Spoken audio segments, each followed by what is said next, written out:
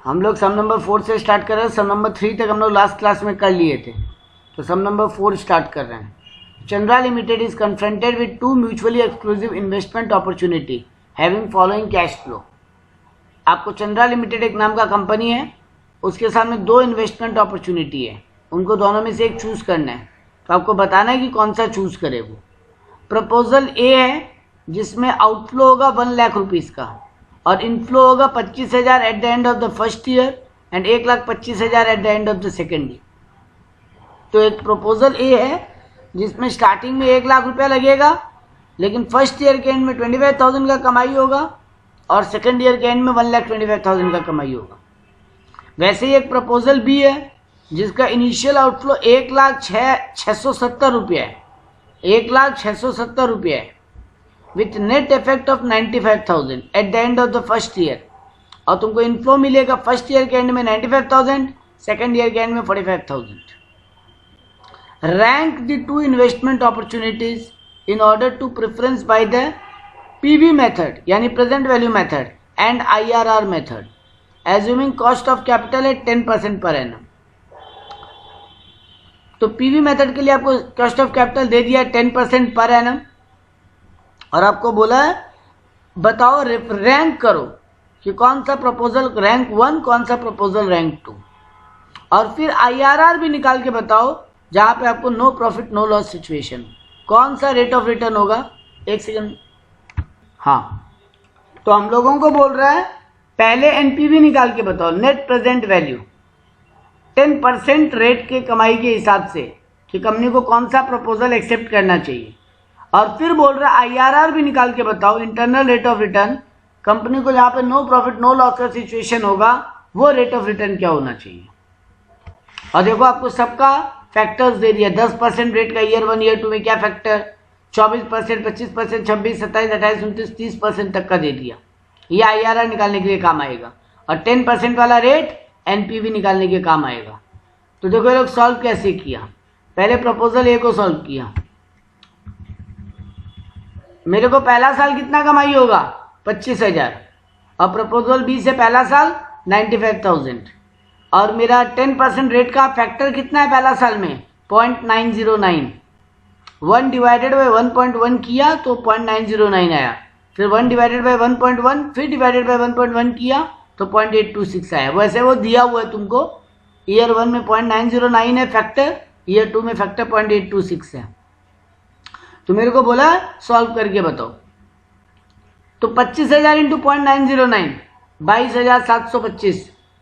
Present value of first year income आ रहा है 22,725। फिर 1,25,000 इंटू 0.826 तो आया 1,03,250। यानी टोटल तुम्हारा इनफ्लो प्रोजेक्ट ए से हो रहा है 1,25,975। आउटफ्लो कितना हो रहा है 1 लाख। तो नेट प्रेजेंट वैल्यू कितना आ रहा है 25,975। वैसे सेकेंड प्रपोजल 95,000 पहला साल इनफ्लो है तो 95,000 इंटू 0.909 तो आएगा 355 सॉरी। और सेकेंड ईयर में इनकम हो रहा है 45,000 प्रोजेक्ट बी से, फैक्टर है 0.826 तो इनफ्लो आएगा 37,170। तो टोटल इनफ्लो आ रहा है 1,23,525। आउटफ्लो हो रहा है 1,06,70। तो टोटल नेट इनफ्लो हो रहा है 22,855। तो प्रोजेक्ट ए से तुम्हारा नेट इनफ्लो हो रहा है 25,975, प्रोजेक्ट बी से तुम्हारा नेट इनफ्लो हो रहा है 22,855। यानी as per NPV method project A को रैंक 1 दोगे, प्रोजेक्ट बी को रैंक 2 दोगे। देखो ये लोग दे भी दिया, ये देखो NPV मेथड से प्रपोजल ए को रैंक 1 है और प्रपोजल बी को रैंक 2 है। अब IRR मेथड पे आते हैं। हमको रेट ऑफ रिटर्न निकालना है। जब हम ट्राई करके देखा प्रपोजल ए को, पहले मेरा 10% से तो इनफ्लो ज़्यादा ही आ रहा था, 10% से मेरा इनफ्लो ज़्यादा ही आ रहा था। हम लास्ट वाला पकड़ लेंगे, हम 25% से सॉल्व करके देखते हैं एक बार। मेरा 25% से इनफ्लो कितना आ रहा है, देखो ये लोग सबसे सॉल्व किया 26, 24, 25 तीनों से सॉल्व करके देखा। 26 से तुम्हारा इनफ्लो आ रहा है 98,600, 24 से तुम्हारा इनफ्लो आ रहा है 1,01,400 और 25% से एग्जैक्ट इनफ्लो आ रहा है 1 लाख, तो यानी 25% वाला तुम्हारा IRR होना चाहिए जिस रेट से। ठीक है सर। हाँ, तो देखो हम लोग क्या किए, फिर IRR निकाले, 26% से निकाले, मेरा IRR है, NPV आ रहा है 98,600। एक बार 24% रेट से सॉल्व करके देखे, मेरा IRR आ रहा है 1,01,400, और एक बार 25% से भी सॉल्व करके देखिए 1 लाख एग्जैक्ट आ गया। आपको एग्जाम में इतना करने की जरूरत भी नहीं पड़ता, आपका 10% से आंसर आ रहा है 25,975 प्रोजेक्ट ए का। 10% से जो हम लोग अभी NPV के लिए सॉल्व किए, आपका आंसर आ रहा है 25,975, और एक बार आप 26% से सॉल्व किए तो आंसर आ रहा है 98,600। तो आपका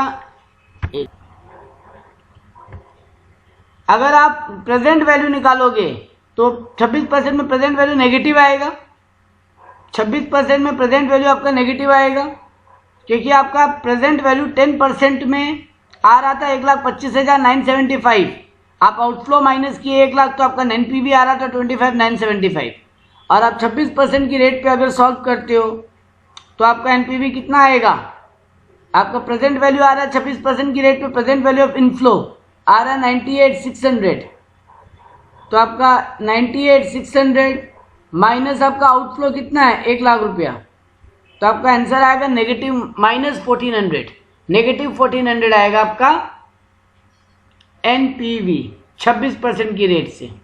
तो बस आप एक सॉल्व कर लिए 26% जिसमें नेगेटिव आ गया, एक सॉल्व कर लिए थे 10% जिसमें पॉजिटिव आ रहा था, तो वही वाला आप इंटरपोलेशन मेथड लगाओ तो आपका आंसर आ जाएगा। इंटरपोलेशन मेथड लगाओ, कैसे लगाओगे इंटरपोलेशन, आपका आंसर 10% से तो ऊपर ही आएगा, तो 10 प्लस आपको आपका NPV 10% में कितना आ रहा है 1,25,975, माइनस आपको चाहिए कितना 1 lakh, divided by 1,25,975 minus 98,600।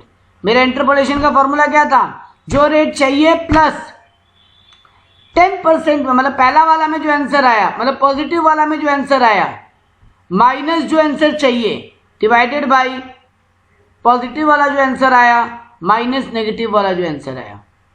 Interpolation का फॉर्मूला यही है, तो हम इंटरपोलेशन का फॉर्मूला लगाए, 10% प्लस 10% का NPV कितना है 1,25,975, माइनस चाहिए कितना आंसर 1 लाख, क्योंकि तुम्हारा आउटफ्लो 1 लाख है, डिवाइडेड बाई 1,25,975 माइनस 98,600, क्योंकि 26% वाला में तुम्हारा आंसर क्या है 98,600।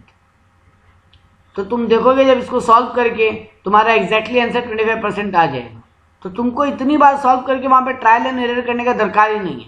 एक ऐसा परसेंटेज पकड़ो जिसमें आंसर पॉजिटिव आए, एक ऐसा परसेंटेज पकड़ो जिसमें आंसर नेगेटिव आए, तो आप इजीली इंटरपोलेशन मेथड लगा के सॉल्व कर सकते हो। सम्राट और हर्ष क्लियर है मेरा बात? नेहा का तो मिसिंग है ये पार्ट, तो कोई दिक्कत नहीं, नेक्स्ट समय ये चीज दोबारा आ जाएगा। चलो ठीक है। वैसे ही तुम प्रपोजल बी के लिए सॉल्व किए, वैसे ही तुम प्रपोजल बी के लिए सॉल्व किए, प्रपोजल बी में 29% आंसर आया। तो देखो प्रपोजल ए में तुम्हारा NPV के हिसाब से प्रपोजल ए बेटर है, प्रपोजल बी सेकंड है, जबकि IRR के हिसाब से प्रपोजल बी बेटर है, प्रपोजल ए सेकंड है। जिसका IRR हाई आए वो प्रपोजल बेटर है, जिसका NPV हाई आए, NPV मेथड में जिसका NPV हाई आए वो मेथड बेटर है, और IRR मेथड में जिसका IRR हाई आए वो आंसर बेटर है। तुम्हारा IRR कितना आ रहा है 10% में, सॉरी प्रोजेक्ट ए में 25%, जबकि प्रोजेक्ट बी में 29%। तो जिसका NPV हाई आई वो आंसर बेटर है, जिसका IRR हाई आए वो आंसर बेटर। तो यहाँ पे तुम डायलेमा में फंस गए। NPV के हिसाब से मेथड ए बेटर है, जबकि IRR के हिसाब से मेथड या प्रपोजल बी बेटर है। तो अब एग्जाम में देखो क्या लिखोगे, कमेंट में। Here proposal A and proposal B are mutually exclusive project, only one project will be accepted by the company. In such situation decision should be taken on the base of NPV. अगर NPV और IRR दोनों में contradiction आ जाए, देखो दोनों अगर same answer दे देता, दोनों ही अगर प्रपोजल ए को बेटर बता देता, कोई दिक्कत नहीं था, मेरा काम आसान हो जाता। लेकिन क्योंकि एनपीवी मेथड प्रपोजल ए को बेटर बता रहा है, आईआरआर मेथड प्रपोजल बी को बेटर बता रहा है, तब हमेशा एनपीवी को प्रेफरेंस मिलेगा। ये बात बहुत अच्छे से अपने दिमाग में नोट डाउन कर लेना। Decision should be taken on the basis of NPV. अगर एनपीवी और आईआरआर में कॉन्ट्राडिक्शन आ जाए तो एनपीवी और आईआर में एनपीवी ऑलवेज देते हैं, तो बेटर पिक्चर समझ में आएगा। और स्ट्रॉन्ग इंडिया लिमिटेड या strong India company can make either two investment at the beginning of 2006 के बिगिनिंग में उसके पास दो में से एक इन्वेस्टमेंट करने का मौका है। Assuming a required rate of return 10%, company 10% से कमाना चाहता है। Evaluate the investment proposal under, तुमको बोला है पेबैक मेथड से बताओ कौन सा प्रपोजल बेटर है, डिस्काउंटेड पेबैक मेथड से बताओ कौन सा प्रपोजल बेटर है, और प्रॉफिटेबिलिटी इंडेक्स यानी पीआई मेथड से बताओ कौन सा प्रपोजल बेटर है। तो पिछला सम में हम लोग आईआरआर एनपीवी दोनों प्रैक्टिस कर लिए, इस सम में हम लोग पेबैक, डिस्काउंटेड पेबैक और पीआई। तो बचेगा केवल एआरआर जिसका सम सब तक नहीं आया दोबारा, बाद बाकी सब मेथड का सम से एक बार आ गया। चलो सॉल्व करते हैं। पेबैक मेथड का मतलब क्या था, किस मेथड में मेरा पैसा जल्दी रियलाइज हो जा रहा है। हम जो इन्वेस्टमेंट किए हैं वो जिस मेथड में जल्दी रियलाइज हो जा रहा है, मेरे लिए वही मेथड, वही प्रपोजल बेटर है। डिस्काउंटेड पेबैक में हमको हर ईयर का इनकम को प्रेजेंट वैल्यू में कन्वर्ट करना पड़ेगा पहले। I repeat, discounted payback method में हमको हर ईयर का इनकम को पहले प्रेजेंट वैल्यू में कन्वर्ट करना पड़ेगा, फिर देखना पड़ेगा कौन से ईयर तक मेरा पैसा रियलाइज हो जा रहा है। तो वही प्रपोजल बेटर जिसमें पैसा जल्दी रियलाइज हो जा रहा है, मेरा इन्वेस्टमेंट जल्दी रियलाइज हो जा रहा है, मेरा आउटफ्लो जल्दी रियलाइज हो जा रहा है इनफ्लो में। और तीसरा मेथड पीआई मेथड बोला है, उसमें क्या करेंगे, net present value of inflow निकालेंगे divided by net present value of outflow करेंगे। एनपीवी मेथड में क्या करते हैं, present value of inflow minus present value of outflow करते हैं। यहां पे क्या करेंगे, present value of inflow divided by present value of outflow करेंगे। अगर आंसर 1 पॉइंट समथिंग आएगा तो वो प्रपोजल बढ़िया है, अगर आंसर 1 से कम आएगा मतलब 0.86, 0.9, 0.5 ऐसा कुछ आएगा तो वो प्रपोजल बेटर नहीं है, वो चूज नहीं करना चाहिए। तो चलो एक एक करके सॉल्व करते हैं। पहले सम का डेटा पढ़ लेते हैं थोड़ा। The particular relating to the projects are given below. दोनों प्रोजेक्ट में मेरा पैसा लग कितना रहा है, प्रोजेक्ट ई में मेरा 20,000 रुपया लग रहा है, जबकि प्रोजेक्ट एफ में मेरा 28,000 रुपया लग रहा है। एस्टिमेटेड लाइफ दोनों का 5-5 साल है, स्क्रैप वैल्यू कुछ भी नहीं है दोनों में। तुमको बोला है नेट कैश फ्लो 2006, 2007, 8, 9, 10 5 साल तक काम चलेगा, वैसे भी लिखा था 5 साल लाइफ है, तो 5 साल तक काम चलेगा। हर साल कितना कितना कमाई होगा दोनों प्रोजेक्ट में वो बता दिए, 4,000, 5,000, 6,000, 9,000, 5,000, और इधर में 7,500, 8,750, 7,500, 7,500, 7,500। It is estimated that each of the alternative proposal will require an additional working capital of 2,000, which will be received back in full after the expiry of the each project life. दोनों project में normal investment 20 और 28 के अलावा एक 2,000 का working capital भी लगेगा, जो एंड ऑफ द लाइफ वापस रिकवर हो जाएगा। आपको 10% का रेट का फैक्टर दे दिया। पहला साल फैक्टर हो रहा 0.909, दूसरा साल 0.827, तीसरा साल 0.751, चौथा साल 0.683, पांचवा साल 0.621।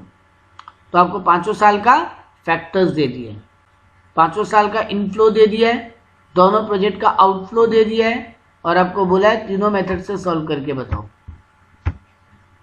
पहले हम लोग सॉल्व करेंगे पेबैक मेथड से। पेबैक मेथड तो ओरली भी सॉल्व हो जाएगा।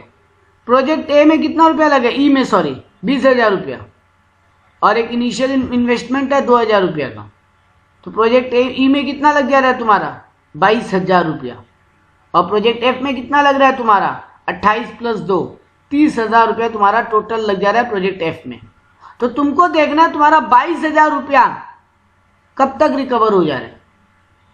जब हर साल अलग अलग इनकम आ रहा हो तो कैसे सॉल्व करेंगे पेबैक मेथड या डिस्काउंटेड पेबैक। देखो पहले हम क्या किए, उस प्रोजेक्ट का सीफैट लिख लिए 4,000, 5,000, 6,000, 9,000, 5,000 और आखिरी साल में 2,000 और, मतलब आखिरी साल में 7,000। वैसे ही प्रोजेक्ट एफ का भी 7,500, 8,750, 7,500, 7,500, आखिरी साल में 7,500 प्लस 2,000 वो वर्किंग कैपिटल भी। अब हम क्या करेंगे, हम कम्युलेटिव सीफैट बनाएंगे। कम्युलेटिव कैसे बनता है, हर साल का सीफैट को जोड़ते जाओ। पहला साल 4,000, दूसरा साल 4,000 प्लस 5 9,000, तीसरा साल 9,000 प्लस 6 15,000, चौथा साल 15,000 प्लस 9,000 24,000, पांचवा साल में 24,000 प्लस 7,000 29,000, 24,000 प्लस 7,000 29,000, सॉरी 31,000। तो ये तुम्हारा सीफैट प्रोजेक्ट टी का है।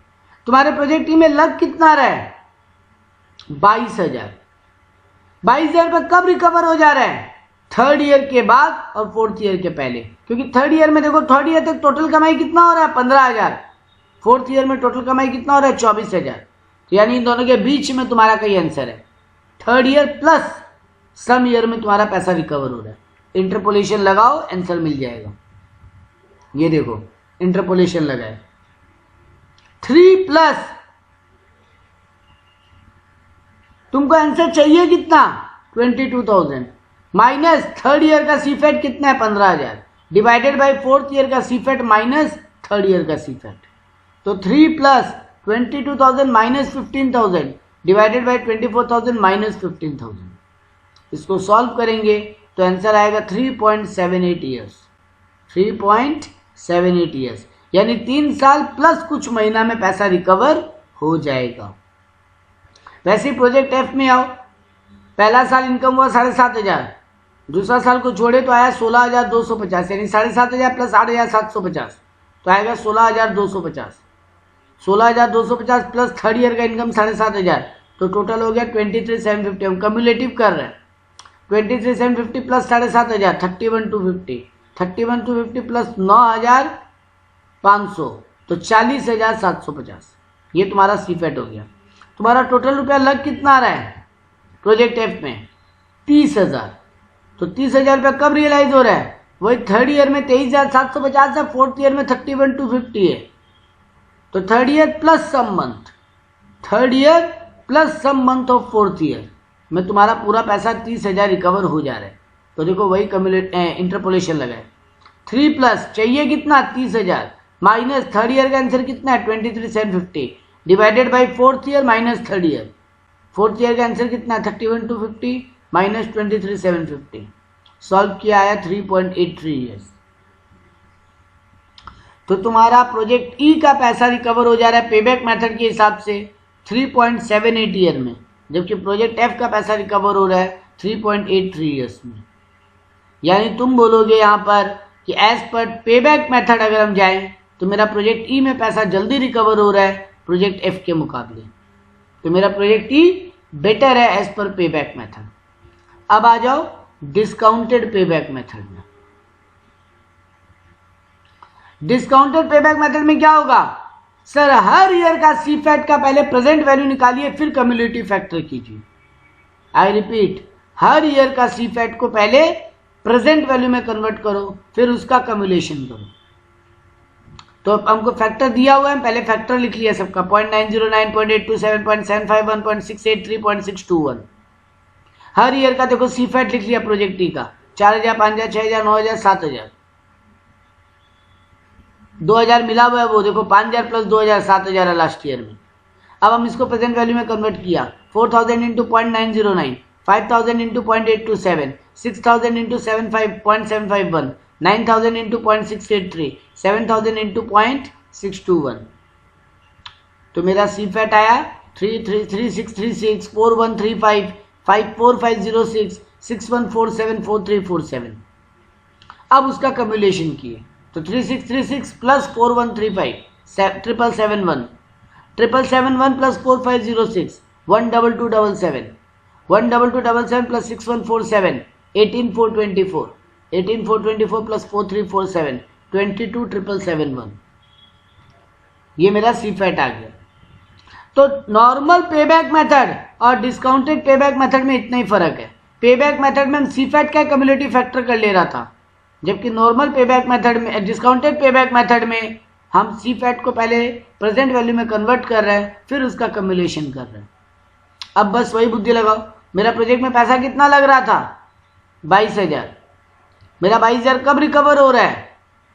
चौथा साल के बाद और 5वां साल से पहले, क्योंकि चौथा साल तक मेरा कमाई आ रहा है 18,424 और 5वां साल में कमाई आ रहा है 22,771, यानी चौथा साल के बाद और 5वां साल से पहले मेरा पैसा रिकवर हो जा रहा है।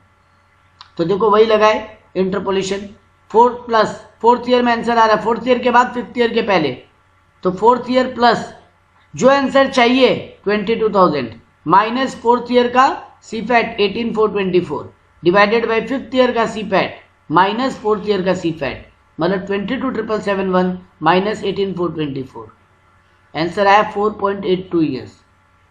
वैसे ही प्रोजेक्ट एफ में भी सी फैट का पहले पीवी निकाले, प्रेजेंट वैल्यू, उसको फिर कम्युलेशन में कन्वर्ट किए, तो मेरा उसमें कितना पैसा लग रहा है? 30,000। मेरा 30,000 कब रिकवर हो रहा है? फोर्थ ईयर के बाद और फिफ्थ ईयर के पहले, क्योंकि फोर्थ ईयर में मेरा कमाई हो रहा है 24,808 रुपया प्रोजेक्ट एफ में, और फिफ्थ ईयर में कमाई हो रहा है 30,708, यानी फोर्थ ईयर के बाद और फिफ्थ ईयर के पहले। इसमें भी सॉल्व किए वही, फोर्थ प्लस आंसर कितना चाहिए? 30,000 माइनस फोर्थ ईयर का सी फैट कितना है? Cumulative CFAT 24,808 divided by fifth year का CFAT 30,708 minus fourth year का सी फैट 24,808, आंसर आ रहा है 4.88 ईयर्स। मतलब इसमें भी प्रोजेक्ट ई बेटर है। प्रोजेक्ट ई में पैसा रिकवर हो रहा है 4.82 ईयर्स में, जबकि प्रोजेक्ट एक्ट में रिकवर पैसा हो रहा है 4.88 ईयर्स में। तो दोनों मेथड अभी तक हमको यही बताया है कि प्रोजेक्ट ई बेटर है। आ जाओ लास्ट मेथड में, टोटल पीआई निकालना है। पीआई कैसे निकलेगा? Present value of inflow divided by present value of outflow. तो अभी तुम पीवी निकाले हो डिस्काउंटिंग पेबैक सॉल्व करते वक्त। प्रोजेक्ट ई का टोटल इनफ्लो कितना है? जो प्रेजेंट वैल्यू ऑफ सीफेट आया उसको जोड़ लो, 3636 plus 4135 plus 4506 plus 6147 plus 4347। Present value of CFAT बोला है, कम्युलेटिव नहीं। प्रेजेंट वैल्यू ऑफ सीफेट जोड़ लो, तुम्हारा आंसर आएगा 22,771 डिवाइडेड बाई प्रोजेक्ट ई में कितना आउटफ्लो है? 22,000। तो present value of inflow divided by present value of outflow, answer आ रहा 1.035 विच इज ग्रेटर देन 1, यानी प्रोजेक्ट ई में भी पैसा लगाया जा सकता है। वैसे ही प्रोजेक्ट एफ में भी निकालो, 30,708 तुम्हारा प्रेजेंट वैल्यू ऑफ इनफ्लो आ रहा है। सारा पीवी ऑफ इनफ्लो जोड़ लो, प्रोजेक्ट एफ का 30,708.25 आएगा डिवाइडेड बाई आउटफ्लो 30,000, तो 1.024 आ रहा है। यहाँ पर भी प्रोजेक्ट ई बेटर है। प्रोजेक्ट ई में तुम्हारा पीआई आ रहा है 1.035, जबकि प्रोजेक्ट एफ में तुम्हारा पीआई आ रहा है 1.024। That means project E is better in all the three cases, चाहे पेबैक हो, चाहे डिस्काउंटिंग पेबैक हो, चाहे पीआई मेथड हो। यही अगर बोल देते एनपीवी मेथड से सॉल्व करो तो क्या करते? Net present value of inflow minus net present value of outflow. तुम्हारा present value of inflow project E में हो रहा है 22,771 minus present value of outflow हो रहा है 22,000, यानी तुम्हारा 771 रुपीज का प्रॉफिट आ रहा है। 771 रुपया का प्रॉफिट आता प्रोजेक्ट ई में, नेट प्रेजेंट वैल्यू आता 771 रुपया। प्रोजेक्ट एफ में भी वही करते, 30,000 minus 30,708, sorry 30,708 minus 30,000, net present value of inflow minus present value of outflow. तो तुम्हारा 708 रुपया 25 पैसा कमाई आता प्रोजेक्ट एफ में, अगर ये एनपीवी मेथड होता तो। NPV method inflow minus outflow, pi method inflow divided by outflow. तो एनपीवी मेथड भी बेटर आता। एनपीवी मेथड में भी प्रोजेक्ट ई आंसर आता, क्योंकि प्रोजेक्ट ई में तुम्हारा कमाई होता है 771 रुपीज़ का, जबकि प्रोजेक्ट एफ में तुम्हारा कमाई आ रहा है 708 रुपया का। तो ज़्यादा कमाई आ रहा है प्रोजेक्ट ई में, प्रोजेक्ट ई बेटर है। तो यानी सारा ही मेथड मेरे को प्रोजेक्ट ई ही आंसर बता रहा है। तो आप बोलोगे प्रोजेक्ट ई चूज किया जा सकता है। अगर कॉन्ट्राडिक्ट आ जाता तो क्या करते? एनपीवी मेथड को ऑलवेज चूज करते। तो देखो तीनों में लोग रैंकिंग दे के दिखाया। पेबैक मेथड में भी प्रोजेक्ट ई को first rank, discounted payback method में प्रोजेक्ट ई को फर्स्ट रैंक, प्रॉफिटेबिलिटी मेथड में भी प्रोजेक्ट ई को फर्स्ट रैंक। तो तीनों ही मेथड में हम लोग प्रोजेक्ट ई चूज करेंगे। किसी का कोई डाउट या क्वेरी है?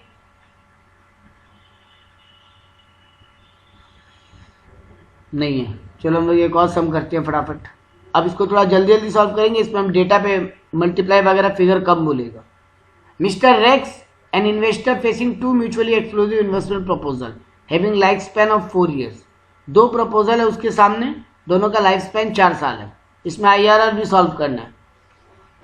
तो आपको बोला है कि 4 साल का लाइफ है, चारों साल का इनफ्लो दे दिया प्रोजेक्ट ए और बी में, दोनों का आउटफ्लो भी दे दिया।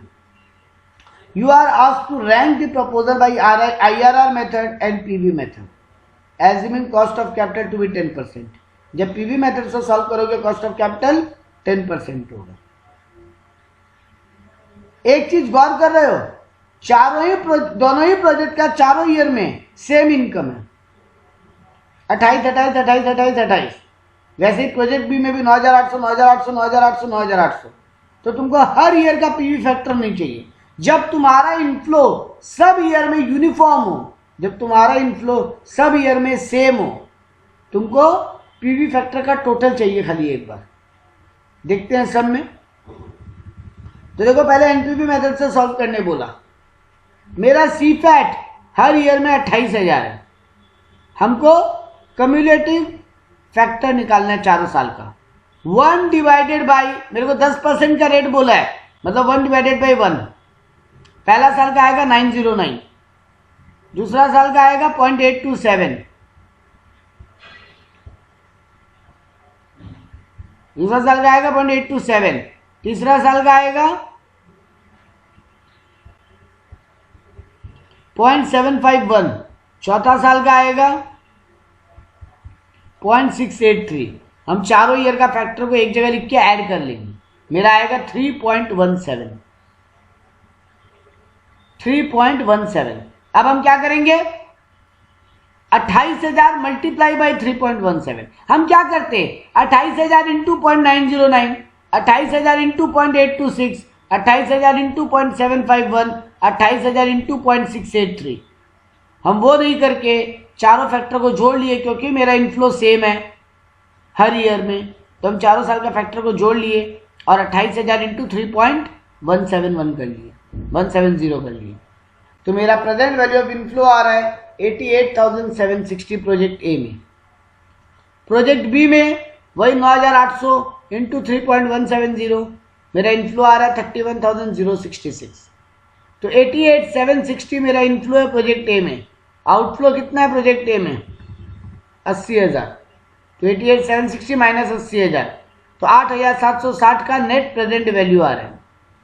वैसे प्रोजेक्ट बी में 31,066 मेरा इनफ्लो आ रहा है प्रेजेंट वैल्यू, आउटफ्लो हो रहा है 24,000, तो मेरा नेट प्रेजेंट वैल्यू हो रहा है 7,066।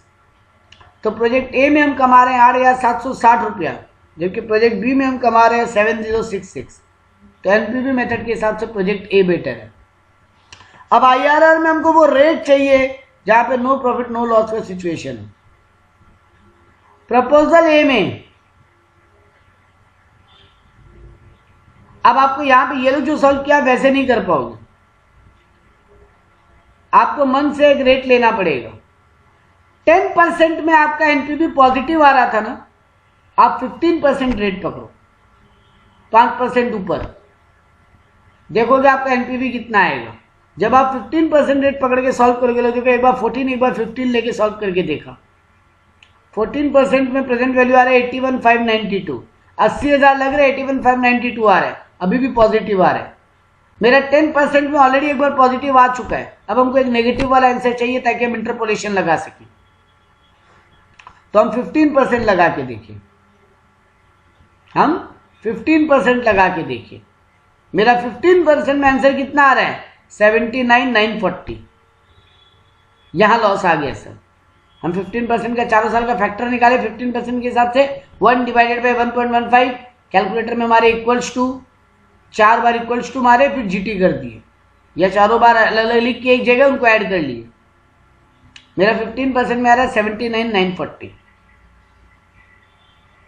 अब आप एक बार ये 14 वाला मान लो सॉल्व ही नहीं किए थे, आप डायरेक्ट 10 के बाद 15 सॉल्व करके देखिए, आपका एक पॉजिटिव एक नेगेटिव आ गया। अब IRR सॉल्व कर दो, रेट 10% से ऊपर होगा क्योंकि आपका 10 में पॉजिटिव है 15 में नेगेटिव है, तो 10 के ऊपर होगा। तो 10 प्लस 10 में आपका आंसर कितना आ रहा है 88,760। इनका फिगर मत देखो, एक बार हम जो बता रहे हैं वो लिखना एक जगह, अगर लिख के प्रैक्टिस करना हो तो 10 प्लस 10% में एनपीवी कितना आ रहा था 88,760 माइनस आंसर चाहिए कितना 80,000 डिवाइडेड बाई 15% में आंसर कितना आ रहा है, सॉरी 10% में आंसर कितना आ रहा था 88,760 माइनस 15% में आंसर कितना आ रहा है 79,940। तो 10 plus answer of the 10% rate minus जो आंसर चाहिए, तुमको 80,000 चाहिए ताकि जीरो प्रॉफिट जीरो लॉस हो। 80,000 इनकम अगर होता तो जीरो प्रॉफिट जीरो लॉस होता, डिवाइडेड बाई 10% का आंसर माइनस 15% का आंसर, इंटू 10 और 15 में गैप कितना है 5% का, तो इंटू 5। ये लोग क्या किया, ये लोग पहले 14 में भी सॉल्व कर लिया था, इसीलिए लोग 14 और 15 के बीच का रेट पकड़ा, क्योंकि 14 में आंसर आ रहा है 81,592, तुम्हारा 15 में आंसर आ रहा है 79,940। तो ये लोग क्या किया 14 प्लस 14 का आंसर माइनस जो आंसर चाहिए, देखो 14 का आंसर 81,592 है, माइनस जो आंसर चाहिए 80,000 डिवाइडेड बाई 14 का आंसर माइनस 15 का आंसर, इंटू 1 क्यों किया, क्योंकि 14 और 15 में गैप कितना है 1 का। हम 10 का लेके सॉल्व किया तो 10 और 15 में गैप कितना था 5 का, आंसर आएगा 14.96। तुम अपने हिसाब से सॉल्व करके देख लो मेरा वाला फॉर्मूला से, या फिर ये लोग जो सॉल्व किया 14 को लेके, तुम 10 को लेके 10 और 15 को लेके सॉल्व करके देख लो, भले ही ये लोग 14 और 15 को लेके सॉल्व करके देखा, आंसर आएगा 14.96। वैसे ही प्रपोजल बी में निकाला, प्रपोजल बी में निकाला, प्रपोजल बी में भी पहले 22% पे फिर 23% पे सॉल्व करके देखा, 22% में फिर भी पॉजिटिव आ रहा था, फिर 23% में सॉल्व करके देखा, 23 में नेगेटिव आ रहा है, क्योंकि मेरा आउटफ्लो कितना हो रहा है 24,000, इनफ्लो कितना हो रहा है 23% में 23,990। तुमको जरूरत नहीं है, तुम पहले 10 में सॉल्व किए थे 10, और फिर अगर तुम देखते जाओ जनरली तुम्हारा आंसर जिसमें नेगेटिव आएगा तुमको वहां तक जाना है। अब ये तुम्हारे ऊपर है तुम कितना लंबा जंप करते हो। ट्रायल एंड एरर में तुम ट्राई मारे 23% में नेगेटिव आ रहा है, तो तुम आंसर भाई इंटरपोलेशन लगाए, तुम्हारा आंसर आएगा 22.98। तो देख लो एनपीवी मेथड में प्रोजेक्ट ए बेटर है, जबकि IRR मेथड में प्रोजेक्ट बी बेटर हो रहा है। तो कौन सा चूज करेंगे, एनपीवी और IRR में अगर कंफ्लिक्ट आ जाए ऑलवेज चूज एनपीवी। तुम बोलोगे तुम एनपीवी मेथड चूज करोगे।